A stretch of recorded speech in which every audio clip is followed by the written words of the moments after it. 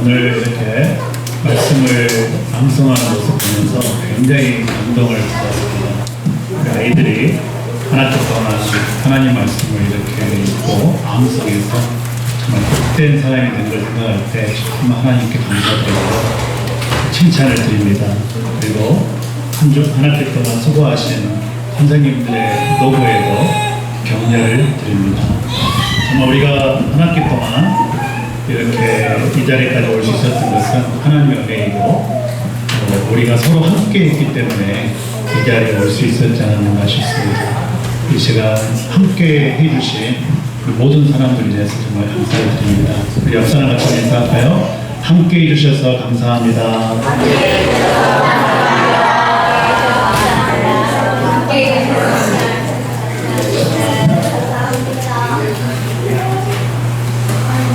이미 복된 사람이 되었는데 복 있는 사람이라는 제목으로 나누게 되어서 이 시간 말씀을 통해서 저치 홈스쿨 모두가 더 복이 있는 사람이 되기를 바랍니다. 오늘 이 사람이 누굴까 한번 맞춰보시기 바랍니다. 1866년에 그의 가족이 파산을 했고요. 1818년에 9살 때 어머니가 돌아가셨고 그 다음에 또 그의 사업이 또 파산했어요. 그리고 주의회 선거에도 떨어졌습니다. 그 친구의 돈을 빌려가지고 사업을 또 했는데 또 파산을 했어요. 그리고 그의 약혼녀도 사망했고요. 그리고 이것 때문에 정신병원까지 입원을 해야 했습니다. 그리고 주의회 대변인 선거에도 또 떨어졌어요. 대통령 선거에도 떨어지고 하원 선거에도 떨어지고 또 재출마인데 또 떨어지고 그리고 상원 의원도 떨어지고 그 다음에 부통령 또 떨어지고 상원 재출마 또 떨어졌습니다. 그런데 1860년에 미국 합중국제 16대 대통령이 되었습니다. 네. 맞았어요. 수연님 링컨입니다. 바로 우리가 너무나 잘 알죠. 노예를 해방시킨 역사적인 인물 에브라함 링컨입니다. 그가 이 모든 역경을 뛰어넘고 이렇게 노예를 해방시킨 역사적인 인물이 된 것은요 하나님 말씀 때문이었어요. 그가 어릴 때부터 성경을 부지런히 읽었습니다. 특히 어려울 때도 하나님 말씀을 읽었어요. 그럴 때 그런 이 많은 어려움들을 말씀으로 이기는 기적의 사람이 된 것입니다. 그런 어려울 때마다 붙들었던 말씀이 시편 34편 4절 말씀이었습니다. 내가 여호와께 부르짖었더니 그가 나에게 응답하시고 나의 모든 두려움에서 나를 해방시켜 주셨다. 아멘. 하나님 말씀은 이렇게 우리 인생을 복되게 하고요, 승리하게 하고요, 위대하게 합니다. 오늘 말씀은 바로 우리가 말씀을 주야로 읽을 때에 읽는 자들이 어떤 복을 받는가 그 복에 대해서 다시 한번 말씀해 주고 계십니다. 그러면 말씀을 우리가 주야로 아침과 저녁에도 읽을 때 구체적으로 어떤 복이 임할까요? 다 함께 1절에서 6절까지 같이 한번 읽겠습니다. 1절, 6절 앞에 말씀 보이죠? 시작! 복 있는 사람은 악인의 길을 따르지 아니하며 죄인의 길을 서지 아니하며 오만한 자의 자리에 앉지 아니하며 오로지 주님의 율법을 즐거워하며 만난 율법을 묵상하는 사람이다. 그는 시냇가에 심은 나무가 철따라 열매를 맺으며 그 잎이 시들지 아니하는 같으니 하는 일마다 잘 될 것이다. 그러나 악인은 그렇지 않으니 한낮 밤에 흥나는 축정이 없다.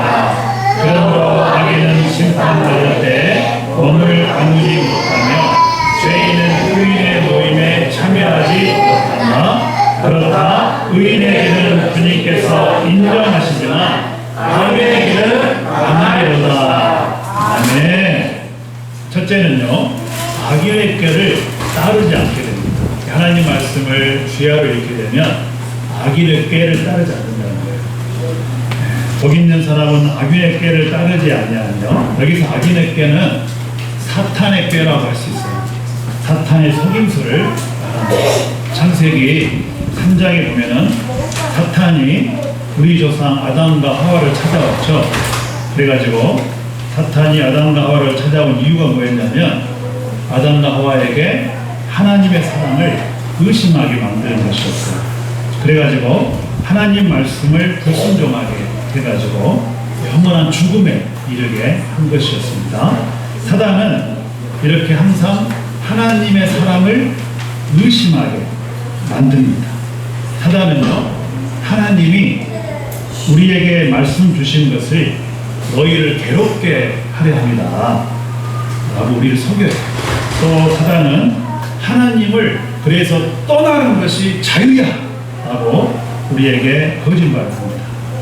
이 사단의 속임수와 유혹 때문에 아담과 하와가 하나님을 떠나가지고 죽게 되었던 거죠. 오늘날에도 얼마나 많은 사람들이 이 사단의 속임수에 속아가지고 영원한 죽음에 이르고 있는지 모릅니다. 그러나 성경을 주야로 읽는 사람은 이 사탄의 속임에 결코 넘어가지 않습니다. 왜냐하면 성경은요, 하나님이 나를 진짜로 사랑하신다는 것을 분명하게 보여주시기 때문입니다. 성경은 하나님이 우리를 사랑하셨는데 어떻게 사랑하셨냐면 자기 아들까지 십자가에 주시기까지 사랑하셨대요. 우리가 원수 되었을 때 우리를 사랑하셔서 우리에 대한 사랑을 확증하셨어요. 그래서 성경을 읽으면 읽을수록 하나님의 사랑에 감동하게 되죠. 그리고 하나님을 더욱 사랑하게 됩니다. 하나님을 더욱 가까이 하게 됩니다. 그렇죠? 그래서 하나님의 사랑을 의심하는 마귀의 생각이 들어오면 우리 예수님처럼 사탄아 내 뒤로 물러가라, 마귀를 담대히 물리치고 승리하게 됩니다. 그러므로 우리도 주야로 말씀을 읽어가지고 하나님의 사랑을 확실히 알고 마귀의 속임수에 승리하는 저희 모두가 되기를 간절히 바랍니다. 둘째는 죄인의 길에 서지 않게 됩니다. 복 있는 사람은 악인의 길을 따르지 않고 죄인의 길에 서지 않고, 여기서 죄인의 길에 선다는 것은 죄인들을 본받는다는 의미입니다. 창세기 6장에 보면 온 세상이 죄로 가득한 장면이 나오죠. 당시의 사람들은요, 이 모든 걸 창조하시고 허락하신 하나님께 일도 감사가 없었습니다. 그리고 하나님께 영화로움도 조금도 들리지 않았어요. 하나님을 예배하는 데는 아무런 관심이 없었고 오로지 먹고 마시고 시집가고 장가가고 사고 파는 삶만 살았어요. 나중에는 완전히 동물과 같이 육체가 되고 말았어요. 그런데 여기서 더 심한 일이 일어났습니다. 그건 뭐냐면요, 하나님을 섬기고 있던 사람들이 이런 세상 사람들의 죄악을 본받아 간 거예요. 이를 통해서 하나님을 섬기는 사람들이 죄인들이 되고 말았고 홍수 심판 때 같이 심판을 받고 말았습니다. 그런데 이런 가운데 하나님을 유일하게 죄인들을 본받지 않는 사람이 있었어요. 그것은 바로 말씀을 주야로 읽은 누구였을까요? 노아였죠. 노아는 세상을 심판한다는 하나님 말씀을 주야로 읽었습니다. 그리고 그 말씀을 경외했어요. 방주를 만들었어요. 그리고 심판할 때 구원을 받았습니다. 이렇게 말씀을 주야로 묵상하게 되면 죄인들의 삶을 본받지 않게 됩니다. 이를 통해 심판의 때 구원받게 되죠. 그러므로 우리도 노아처럼 말씀을 주야로 묵상해가지고 세상 사람들을 본받지 않기를 바랍니다. 하나님을 심판하실 때 예수님 안에서 다 구원받기를 간절히 바랍니다. 이제는 오만한 자의 자리에 앉지 않습니다. 여기서 오만한 자의 자리에 앉지 않다는 것은 하나님을 조롱하는 사람들하고 어울리지 않는다는 뜻이에요. 창세기 19장에 보면은 소돔 고모라 멸망이 나오죠. 거기에 보면은 소돔 고모라는 동성애로 충만한 도시였습니다. 천사들이 그곳이 얼마나 죄가 가득한가 보러 갔잖아요. 그런데 사람들이 이 천사들마저도 범하고자 했던 거예요. 그런데 더 놀라운 사실은 천사들에게 죄를 지으려고 온 사람들 중에 여러분처럼 어린아이도 있었다는 거예요. 놀라운 일이죠. 어린아이라고 죄가 피해가지 않습니다. 이런 소돔과 고모라 사람들은요, 하나님의 심판을 농담으로 여겼어요. 이렇게 끝까지 하나님을 조롱한 자들은 결국 어떻게? 뭘로? 불로 심판을 당하고 말았죠. 지구상에 사라지고 말았습니다. 그런데 바로 이곳에서 구원받은 사람들이 있었어요. 바로 롯이었죠. 롯은 말씀을 주야로 읽지 않았어요. 대신에 한 번씩 읽었습니다. 특히 하나님께서 소돔 고모라를 심판한다는 말씀을 읽었어요. 그래가지고 이 말씀을 읽은 롯은 하나님을 조롱하는 소돔 고모라에서 떠났습니다. 그래가지고 롯과 두 딸이 구원을 받았죠. 그러면 우리도 롯처럼 주야로 말씀 안 읽지라도 때에 따라 말씀을 읽어야 합니다. 이를 통해 하나님을 조롱하는 자들과 어울리지 않기를 바랍니다. 그리고 이 세상을 심판할 때에 모두가 구원받기를 간절히 바랍니다. 넷째로는 시냇가에 심은 나무처럼 시절을 쫓아 열매를 맺고 잘되게 됩니다. 3절에 한번 보시면요, 시냇가에 심은 나무가 철따라 열매를 맺으며 그 일이 시들지 아니한 같으니 하는 일마다 잘 될 것이다. 사람이 무엇을 먹은가 보면은 그 몸의 상태를 알 수 있어요.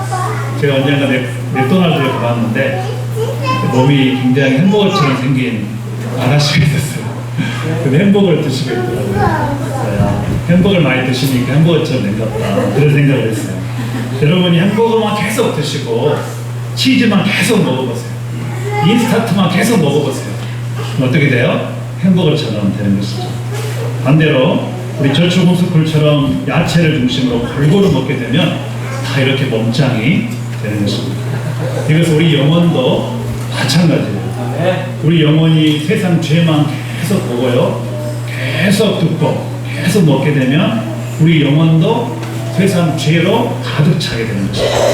반대로 하나님 말씀을 주야로 읽어서 우리 영혼이 말씀을 먹게 되면은 우리 영혼 생명의 열매, 아름다운 열매를 가득하게 됩니다. 사무엘 1장에 보면은 사무엘과 대제사장 아들 엘리의 아들 홈니와 빅나스가 나오죠. 사무엘은 어릴 때부터 성서에서 뭘 많이 읽었을까요? 말씀을 많이 읽었겠죠. 우리 조치홈스쿨 학생들처럼 매일 말씀을 배우고 하나님께 예배한 삶을 매일 살았어요. 그런데 그렇게 사무엘은 나중에 하나님이 기뻐하는 열매로 가득한 인생이 된 거예요. 하나님 백성을 옳은 대로 인도하는 위대한 사람이 되었습니다. 그러나 반대로 엘리 아들들인 홈니와 빅나스는 말씀을 읽는 시간에 땡땡이를 쳤습니다. 예배 드린 시간에 뒤에서 장난만 쳤습니다. 오로지 게임만 했고요, 오로지 야동만 봤습니다. 이런 그들은 나중에 어떻게 되었을까요? 죄악이 너무 가득해가지고 그 영혼이 죄악에 점령당해서 불량자가 되고 말았습니다. 나중에 하나님께 버림받았어요. 전쟁 중에 비참하게 죽고 말았습니다. 그러므로 우리도 사무엘처럼 말씀을 주야로 읽어가지고 여러분 영혼이 생명의 열매로 가득하기를 다시 한번 축복합니다. 마지막으로 바람에 흩날리는 쭉정이가 되지 않게 된다고 말씀합니다. 그러나 아기는 그렇지 않으니 한낱 바람에 흩날리는 쭉정이와 같다. 여기 쭉정이는 겨와 같은 거예요. 겨. 여러분 겨가 뭔지 모르겠죠? 겨는 쌀을 싸고 있는 껍데기를 말해요. 그래서 겨는 쌀이 들어있지 않는 껍데기, 쌀이 없는 껍데기만을 겨라고 합니다. 그 쌀과 겨는 평소에는 구분이 되지 않죠. 언제 구분이 되냐면 바람이 싹 불어보면 쌀은 그대로 있는데 겨는 껍데기만 있으니까 날아가 버리죠. 반대로 바람이 불면 쌀은 그대로 남아있는 것입니다. 이처럼 오늘날 사람들도 다 그래요. 겉으로는 다 같은 사람이죠. 그러나 내면은 다르다는 거예요. 말씀이 내면에 있는 사람이 있고 말씀이 내면에 없는 사람이 있는 거예요. 말씀이 내면에 있는 사람은 심판의 바람이 싹 불어도 날아가지 않습니다. 그러나 말씀이 내면에 없는 사람은 심판의 바람이 불면 여지없이 겨와 같이 날아가 버리는 거예요. 심판의 불에 날아가가지고 영원한 불에 태워져 죽게 되는 겁니다. 그래서 여기서 중요한 것은 말씀을 열심히 읽는 것도 중요하지만 그 말씀을 마음에 영접하는 게 중요합니다. 좋은 말씀만 영접해서는 안 되고 부담스러운 말씀도 영접하는 게 중요합니다. 그래야 할 때 심판의 바람이 불어도 날아가지 않는 알곡이 되는 것입니다. 주님의 제자는 몇 명이에요? 몇 명? 네, 12명이죠. 12명이 있었어요. 그런데 이 제자 중에 한 사람 가룟 유다는 심판의 바람에 날아가 버렸어요. 왜냐하면 다른 11제자는 예수님이 말씀하실 때 말씀을 마음에 영접했습니다. 그리고 부담스러운 말씀도 자기를 부인하고 영접했어요. 그런데 가룟 유다는 말씀을 많이 들었거든요. 그런데 말씀을 마음에 영접하지 않았어요. 자기에게 좋은 말씀은 아멘 했는데 자기가 싫어하는 말씀은 노멘 하고 영접하지 않은 거예요.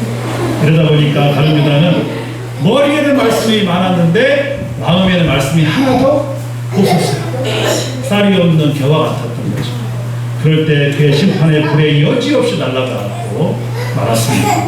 그러므로 우리도 부담스러운 말씀도 아멘으로 영접하시기를 바랍니다. 심판의 바람에 한 사람도 날아가지 않기를 축복합니다. 이제 기다리던 방학이 시작됩니다. 방학은 한 학기 동안 수고한 우리 모두가 잠시 쉬는 시간입니다. 선생님들도 쉬는지 모르겠지만 우리 아이들은 쉬는 시간. 그러나 방학이 되어서도 우리는 결코 쉬지 않는 것이 있어요. 그것은 바로 하루 3끼씩 꼬박꼬박 먹는 것입니다. 엄마 오늘 못 먹어요? 엄마 오늘 못 먹어요? 꼬박꼬박 먹죠. 방학이 되었다고 밥을 쉬는 사람이 없을 거예요. 그렇죠? 이처럼 우리 영혼의 밥인 말씀을 읽는 것도 쉬어서는 안 되는 것입니다.